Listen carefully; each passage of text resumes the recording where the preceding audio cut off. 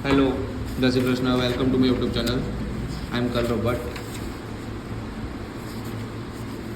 Exam है post account, बराबर। FY BBA semester 2, principle of management 2 and economics, दोनों के पेपर अच्छे गए होंगे, बराबर। अपने IMS में से ही पूछा गया है। मैं उसके वीडियो अपलोड करूँगा बहुत जल्दी, लेकिन अभी मेरे पास टाइम नहीं, इसलिए अभी पोस्ट अकाउंटिंग का जो बनाना है उसमें कौन से सम करने, क्या करने हैं, आपको इसमें आंसर भी मिल जाएंगे। तो जिसके पास बुक नहीं है उसको भी कोई प्रॉब्लम नहीं होने वाली है। बस आप ये वीडियो देखिए, आपको पूरा आंसर सब मिल जाएगा। मैं जो टिक कर रहा हूँ उतना आपको करना है, ये बात समझ लीजिए पहले तो, बराबर। आपका जो कोर्स है पोस्ट अकाउंटिंग का, unit costing, unit 1, unit 2, unit 3, unit 4 ऐसे डिवाइड किया गया है। यूनिट 1 में है बेसिक कंसेप्ट ऑफ कोस्टिंग, फिर है यूनिट कोस्टिंग, फिर है reconciliation of the cost in financial accounting, फिर यूनिट 4 में है inventory valuation and the labour.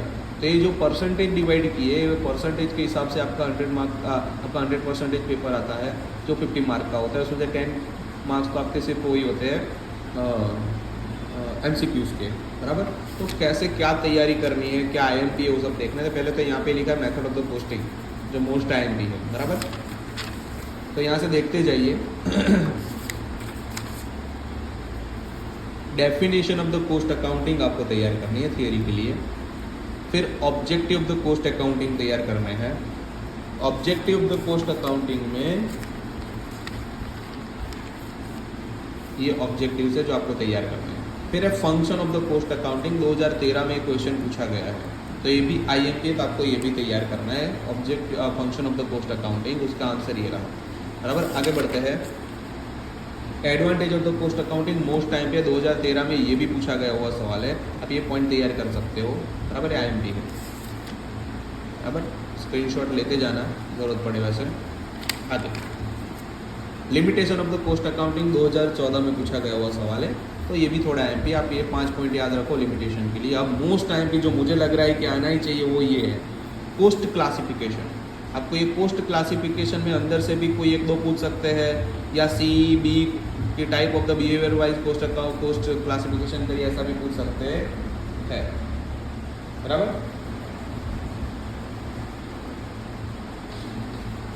आगे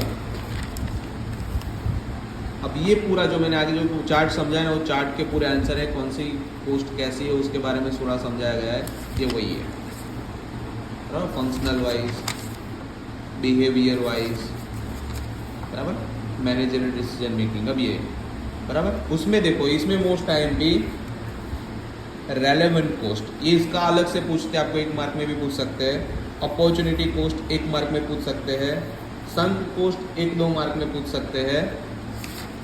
फिर डिफरेंशियल कॉस्ट 1-2 मार्क में पूछ सकते हैं। मतलब इसके अंदर से भी अलग अलग डेफिनेशंस या शॉर्ट नोट्स थोड़ी थोड़ी आ सकती है। या फिर ऐसा भी हो सकता है कि classification for the managerial decision making, ऐसा भी पूछ सकते हैं, बराबर। अब कॉस्ट कंसेप्ट करने की इतनी जरूरत नहीं है, बराबर। मेथड ऑफ कॉस्टिंग जो आगे मैंने बोला था, ये तैयार करना ही है, बराबर। कॉस्ट पर यूनिट का आपको फॉर्मूला भी पूछ सकते हैं, बराबर। ये जॉब कॉस्टिंग, कॉन्ट्रैक्ट, फिर बैच कॉस्टिंग, प्रोसेस कॉस्टिंग, ये सब मेथड ऑफ द कॉस्टिंग है। ऑपरेटिंग कॉस्टिंग, बराबर, ये सब मेथड ऑफ द कॉस्टिंग है। अब कॉस्ट टेक्निक, तो uniform costing, historical technique, standard costing and managerial costing, लेकिन ये करने की ज़रूरत नहीं है। IMP जो था मैंने बता दिया है। अब ये इसमें से पूछेंगे कि ये टाइप का बिजनेस, मेरा डेयरी का बिजनेस है, मेरा फ्लोर मिल का बिजनेस है, तो उसमें मेथड ऑफ कॉस्टिंग कौन सी अप्लाई हो सकती है। तो आपको आंसर देना है कि ये सब में से कोई एक आए, तो यूनिट कॉस्टिंग, आउटपुट और सिंगल कॉस्टिंग में अप्लाई कर सकता हूँ। प्रिंटिंग का कोई काम आया, गैरेज का कोई काम आया, पेंटिंग का कोई काम आया, तो मैं जॉब कॉस्टिंग से कैलकुलेशन कर सकता हूँ। आपको ऐसा पूछेंगे ही, गारंटी ये पूछेंगे, 100% पूछेंगे, ये फाइनल है। तो आपको ये तैयार करना है। अब ये अगर आपने इतना और इतना तैयार कर लिया ना, तो आपको अच्छा खासा हो जाएगा। उसका इलेक्ट्रिशियन भी है, आपको प्रैक्टिस के लिए ये तैयार करना है, तो उसका आंसर ये रहा, बराबर। कि स्टील वर्क का, तो उसका एग्जाम्पल कि क्यों ऐसा होता है, फलाना दिखाना, आपको ये तैयार करना है। आगे बढ़ते हैं।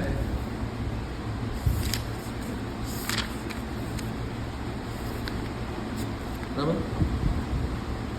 ये भी आप तैयार कर सकते हो, बराबर। जो मैंने बोला उतना आप तैयार कर लीजिए। आंसर नहीं है आपके पास, ये बुक नहीं है आपके पास, तो स्क्रीनशॉट ले लीजिए, वार्ता खत्म, बराबर। मैं सेक्शन जो 1-1 मार्क्स के होते हैं वो नहीं दे रहा हूँ, हालांकि इसमें वो भी है, आपको पढ़ना हो तो मैं नहीं दे रहा हूँ, मल्टीपल क्वेश्चन मैं नहीं दूंगा। सेकंड चैप्टर यूनिट कोस्टिंग, बराबर। यूनिट कोस्टिंग में से सम आएगा, पोस्ट शीट का फॉर्मेट ड्रॉ करो, ऐसा भी पूछ सकते हो। 2 मोस्ट टाइम भी क्वेश्चन है, तो पहले अपने वो देखते हैं। पहले तो पोस्ट शीट क्या है, पहले तो ये पढ़ना है आपको, बराबर, ये पढ़ना है। फिर आपको पोस्ट शीट का फॉर्मेट तैयार करना है। डायरेक्ट ऐसा ही पूछ लेंगे कि एक एग्जाम्पल के हिसाब से तैयार कीजिए कि पोस्ट शीट का फॉर्मेट कैसा होता है, बराबर। तो आपको ये पोस्ट शीट का फॉर्मेट तैयार करना है, और आप ये तैयार करोगे तो आपको सम गिनने में भी इजी रहेगा, तो आपको ये तैयार करना ही है। आगे अब इसके आईएमपी क्वेश्चन कौन से मैं आपको वो बता देता हूँ जो आपको एग्जाम में हेल्पफुल हो गए। देखते हैं इलेक्ट्रेशन 2 हेल्पफुल होगा, आपको ये तैयार करना है, ऐसे क्वेश्चन आ सकते हैं, बराबर। फिर ये 2013-2014 में 2 बार क्वेश्चन पूछा गया है, ऐसे टाइप के, सेम ये नहीं, ये टाइप के क्वेश्चन पूछे गए गुजरात यूनिवर्सिटी में। भले यहाँ पे साउथ गुजरात यूनिवर्सिटी लिखा, मैं अपने गुजरात यूनिवर्सिटी की बात कर रहा हूँ, आपको उसमें ध्यान देना है। तो ये क्वेश्चन आप तैयार कर सकते हो। अब इसको याद, एक कौन सा है आपको ऐसा तैयार करना है, तो मैं आपको वो भी समझा दूँ।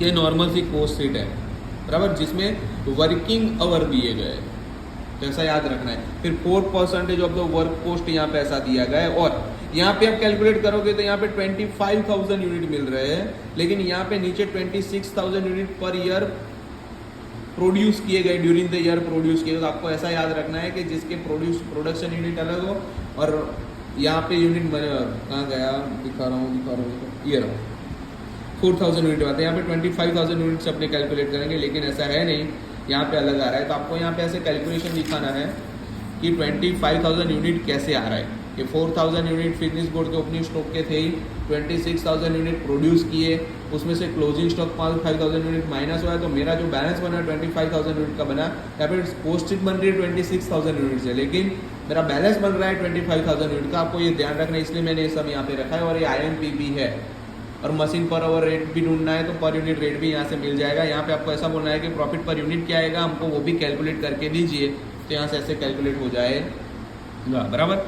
आपको एक तो ये ध्यान में रखना है। फिर दूसरा सम ये इलस्ट्रेशन नंबर 6, 2013 में पूछा गया क्वेश्चन। डेटा ऐसे दिए है, देखो कोई सीट से डेटा नहीं दिए, ऐसे डेटा दे दिए। यहाँ पे क्या बोला है, prepare a cost sheet showing the total cost per unit, also find out total profit and profit per unit, बराबर। ऐसे डेटा दिए तो उसका सम, तो ये एकदम ईजी है, कुछ नहीं इसमें कैलकुलेशन करने जैसा, बराबर, इजीली आंसर आ जाएगा। लेकिन ये भी सम पूछ सकते हैं, ये सौराष्ट्र यूनिवर्सिटी में पूछा गया, अपने को ध्यान नहीं देना है, अपने को ध्यान देना है गुजरात यूनिवर्सिटी का। आप इस पॉइंट पे ध्यान मत दीजिएगा, मैं बोल रहा हूँ करना है तो आप कर लीजिएगा, उसका पूरा कैलकुलेशन। अब देखो टेंडर प्राइस, इसके ऊपर शॉर्ट नोट पूछेंगे, और पूछेंगे ही 99% ये आएगा। मैं यहाँ पे 100% लिख रहा हूँ, ये आएगा ही। अगर आपको टेंडर प्राइस नहीं पूछते ना, तो आपको ऐसे पूछेंगे एस्टिमेटेड कॉस्ट शीट बताइए, तो टेंडर प्राइस ही लिखना है, इसके बारे में शॉर्ट नोट लिखनी है आपको। ये सब उसके बारे में ही है, 2 पेज भर के, बराबर। ये पूछेंगे, मोस्ट IMP है, याद रखिए।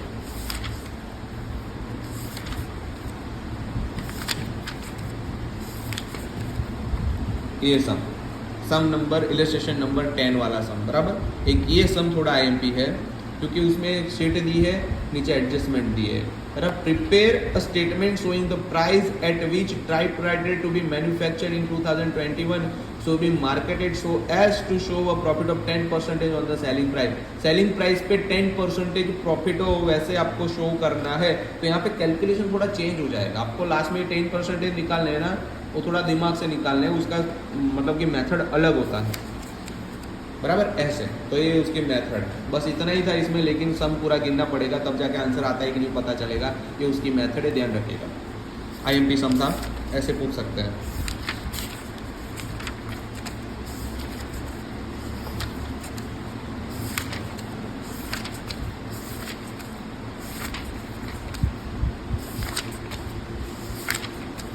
ना इतने क्वेश्चन IMP थे यूनिट कोस्टिंग के। आगे बढ़ते हैं।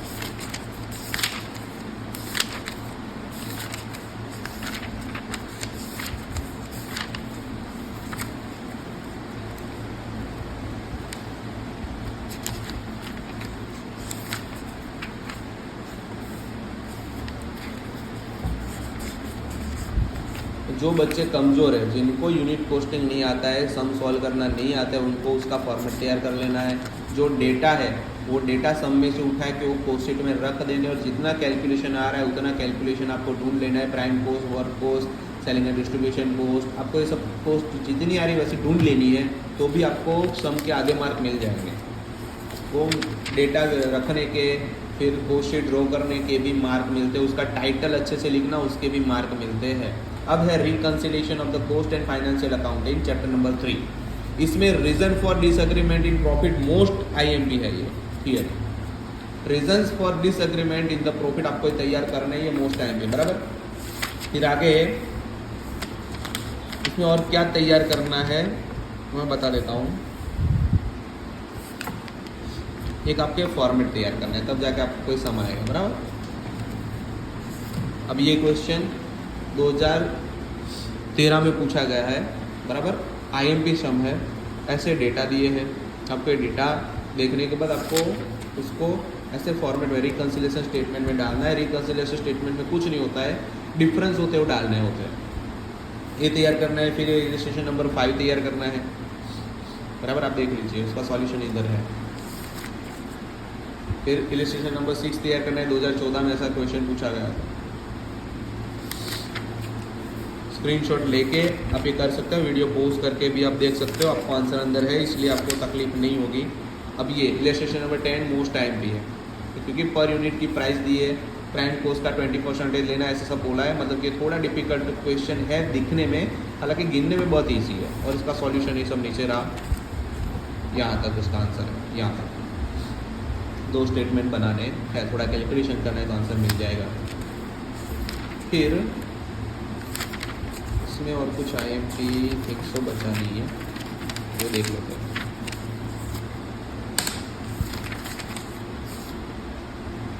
हाँ, अब इसमें ये 2013 में पूछा गया थियरी, जो इस बार आ सकता है आईएमपी है, कोजेस ऑफ डिफरेंस, बराबर। कोजेस ऑफ डिफरेंस पूछे तो आपको ये लिखना है, इतने पॉइंट है, बराबर। आपको ये तैयार करना है, बस इतना आईएमपी था। देखो अब यहाँ पे explain the causes of difference in profit as per cost and financial account, तो जो मैंने आगे बताया वो था, मैंने वहाँ पे टिक कर दिया था, ये आईएमपी इसलिए।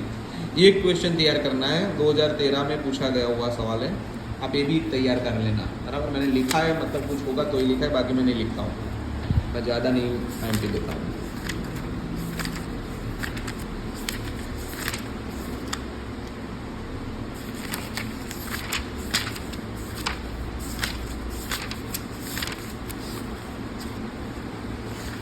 आगे चैप्टर आ रहा है इन्वेंटरी वैल्यूएशन। इन्वेंटरी वैल्यूएशन में पहले आपको स्टॉक लेजर का शॉर्ट नोट तैयार करना है, ये मोस्ट टाइम पे, बराबर। फिर ऐसा भी पूछ सकते हैं, first in first out method को आप एक्सप्लेन करो, ऐसा हो सकता है, आपको ये तैयार करना है, बराबर। उसके बारे में लिखना है।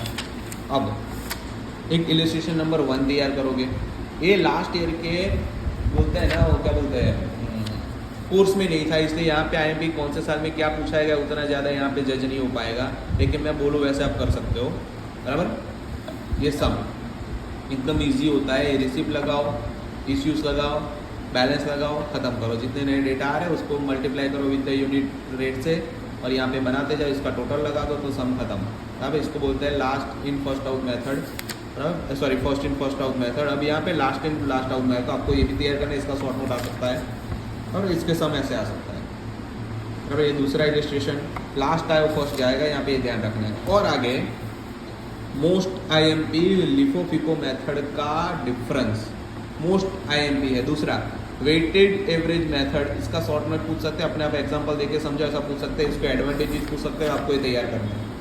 Illustration number 3 weightage average method का है, आपको इतना तैयार करना है। फिर यहाँ पे फिक्स प्राइस मेथड का कुछ पूछ सकते हैं, स्टैंडर्ड प्राइस मेथड का कुछ पूछ सकते हैं, पीरियडिक वेटेज एवरेज मेथड का कुछ पूछ सकते हैं। तो आपको ये सब छोटे छोटे पॉइंट तैयार करना है, बराबर। इन्फ्लेटेड प्राइस मेथड पूछ सकते हैं, रिप्लेसमेंट प्राइस पूछ सकते हैं, बेस स्टॉक मेथड पूछ सकते हैं, बराबर। इतना आपको तैयार करना है। यहाँ पे गुजरात यूनिवर्सिटी में ये सब पूछा गया है, भी मैंने यहाँ पे टिक किया है, तो आप ये भी तैयार कर सकते हो। हालांकि मैंने अंदर दे दिए हैं, लेकिन ये पीछे भी थे, आगे मैंने वो टिक करके दी, उसके आंसर आपको क्वेश्चन अगर बोलना है कि कैसा क्वेश्चन पूछ सकते हैं तो आप ये देख सकते हो कि फीफो विलिपो मेथड का डिफरेंस, मटेरियल फॉर प्रोडक्शन पूछते, price ratio of the material of the production, right the short note the weightage और मेथड, मैंने सब वो दे दिया है। उसके अलावा भी क्वेश्चन दिए वो भी आपको करने पूछेंगे ही, आपको सम के अलावा भी और में कोई ऑप्शन मिल जाएगा लिखने के लिए, तो आपको दिक्कत नहीं आएगी अगर थियरी तैयार करके जा रहे हो तो।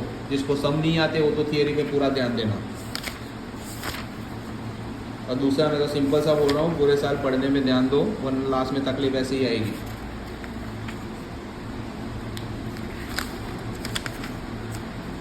लेबर, बराबर।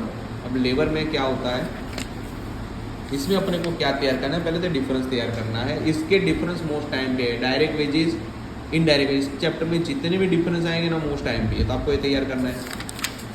फिर आपको types of the jobs card तैयार करना है, ऐसा जॉब कार्ड ड्रॉ भी करना अंदर पूछ सकते हैं, तो आपको ये मोस्ट टाइम ये करना ही आपको। और फिर time card and job card का डिफरेंस तैयार करना IMP है। Principle of the determining the wage rate आपको ये तैयार करना है, सब IMP है, मैंने स्टार किए, आपको ये तैयार करने ही है। अब एग्जाम में आएंगे ही, ऐसा समझ के चलिए। अभी छोटे छोटे सम है जो मैं यहाँ पे नहीं करवा रहा हूँ, आपको करना है तो आप करिए, मैंने यहाँ पे IMP में टिक नहीं किए, आपको करने तो करिए, नहीं करने तो कोई चलेगा। टाइम वेज, प्राइस वेज आपको ये तैयार करना है, IMP है ये, बराबर। ये 3 अगर आपने डिफरेंस तैयार कर ले तो उसमें से एक पूछेंगे, 5 मार्क का फाइनल है। Incentive wage system most IMP है, Halsey plan most IMP है। फिर इलस्ट्रेशन थोड़े से तैयार है, तो रोवन प्लान का, फिर उसका इलस्ट्रेशन है, फिर इलस्ट्रेशन 2 नंबर का है, इलस्ट्रेशन नंबर 3 है, Taylor's differential price rate system, उसका शॉर्ट नोट पूछ सकते हैं, मैंने वो दिया है। इलस्ट्रेशन नंबर 4 टिक किया है। पेमेंट ऑफ वेजेस ये तो तैयार करना ही है, सीधी सी बात है ना। इसके बारे में जितना भी लिख सको उतना लिख सकते हो। इसके 10 पॉइंट है, 5-6 पॉइंट भी याद रह गए तो आराम से आप क्वेश्चन को जज कर पाओगे, जितने मार्क्स का पूछा उतना आप लिख पाओगे। फिर problems on competition of the wage cost most time पे आपको ये तैयार करना, छोटा सा ही है लेकिन आपको ये तैयार करना है। और उसके ये जो इलस्ट्रेशन है 5 नंबर का, 6 नंबर का, 7 नंबर का, 9 नंबर का आपको ये तैयार करना है, 10 नंबर का, 11 नंबर का, जितने तैयार कर सकते हो उतना करना है। ऐसा कोई ज़रूर नहीं है कि आपको ये सब तैयार करनी ही है। थियरी तैयार कर लो, सम तैयार नहीं करने तो चल जाएंगे, पासिंग मार्क्स का तो निकल जाएगा, लेकिन जिसको अच्छा मार्क लाना है, अच्छे मार्क्स से पास होना है, उसके लिए सब है। सम करो तो अच्छा है, नहीं करोगे तो उतना कोई तकलीफ होने नहीं वाली है, एग्ज़ाम में हो जाएगा। तो थियरी का सेक्शन भी ज़्यादा होता है। उसके अलावा आपको क्या तैयार करना है, तो छोटे छोटे फॉर्मूलास है जो यहाँ पे अंदर पूछे गए वो पूछ सकते हैं आपको MCQs में, बराबर। पीछे के ये सब MCQs तैयार कर लोगे तो भी चल जाएगा। तो आपका वो भी मैं MCQ दे नहीं रहा हूँ, मैं सिर्फ क्वेश्चन और सम ही दे रहा हूँ हर सब्जेक्ट में, बराबर। तो ऐसे ये लेबर ख़त्म होगा और ऐसे पोस्ट अकाउंटिंग का पूरा कोर्स ख़त्म होगा, बराबर। जो आपने बोला आप उतना कर लोगे तो आपके अच्छे मार्क्स आएंगे ही, बराबर। Thank you.